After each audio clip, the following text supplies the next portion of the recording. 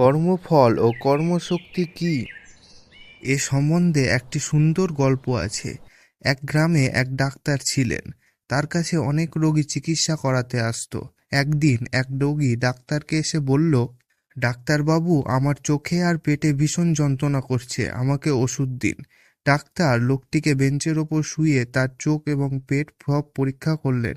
এমন সময় আর একজন রোগী এসে উপস্থিত হলো। সেও বলল, ডাক্তারবাবু, আমার পেটে আর চোখে ভীষণ যন্ত্রণা হচ্ছে।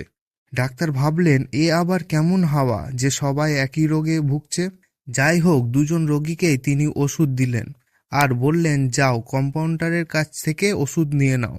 কম্পাউন্ডার প্রত্যেককে দুটি করে পুড়িয়া দিয়ে দিল, একটি চোখের জন্য আর একটি পুড়িয়া পেটের জন্য। ডাক্তার বলে দিলেন, দেখ, এই পুড়িয়াটা চোখে লাগবে, তখন চোখ থেকে গরম জল বেরিয়ে যাবে, তাহলে চোখ ঠান্ডা হবে, চোখের রোগও সেরে যাবে। আর এই পুড়িয়াটা 1 গ্লাস জলে সিদ্ধ করবে, যখন দেখবে 1 গ্লাস জল শুকিয়ে সিকি গ্লাস হয়েছে, তখন নামিয়ে নিয়ে পরিষ্কার কাপড়ে ছেঁকে নিয়ে খাবে।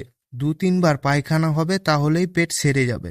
গল্পটি ভালো লাগলে ভিডিওটিকে লাইক, কমেন্ট এবং শেয়ার করো, আর চ্যানেলটিকে সাবস্ক্রাইব করে রাখো গল্পটির নেক্সট পার্ট দেখার জন্য।